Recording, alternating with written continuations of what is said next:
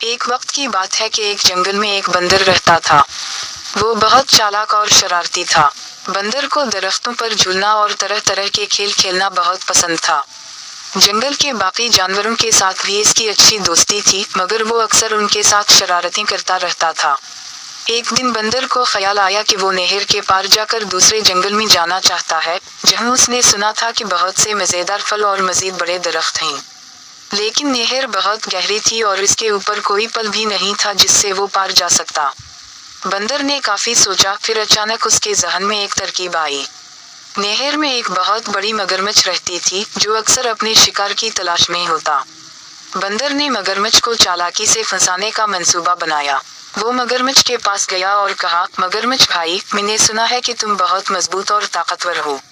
क्या तुम मुझे नहर पार करवा सकते हो? मगरमच्छ को अपनी ताकत का बहुत गुरूर था। उसने फौरन बंदर की बात मान ली और कहा, बिल्कुल, तुम मेरी पीठ पर बैठ जाओ, मैं तुम्हें नहर के उस पार पहुंचा दूंगा। बंदर खुश हो गया और फौरन मगरमच्छ की पीठ पर बैठ गया। जब मगरमच्छ नहर के दरमियान पहुंचा तो उसने सोचा कि क्यों ना बंदर को खा लिया जाए। उसने बंदर से कहा, मैं तुम्हें नहर के पार पहुंचाने की बजाय खा लेता हूँ, तुम्हारा दिल तो बहुत लजीज होगा। बंदर ने फौरन चालाकी से जवाब दिया, मगर मेरा दिल तो दरख्त पर लटका हुआ है। अगर तुम मुझे नहर के पार पहुंचा दो तो मैं दिल उतार कर तुम्हें दे दूंगा।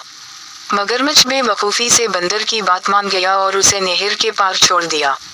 बंदर फौरन दरख्त पर चढ़ गया और दूर से हंसते हुए कहा, मगरमच्छ भाई, मेरा दिल मेरे साथ ही होता है, मैंने तुम्हें धोखा दिया। मगरमच्छ बहुत शर्मिंदा हुआ और बंदर की चालाकी को मान लिया। इस दिन के बाद मगरमच्छ ने सोचा कि वो कभी किसी के धोखे में नहीं आएगा। ये कहानी हमें सिखाती है कि चालाकी और समझदारी से मुश्किल हालात का सामना किया जा सकता है।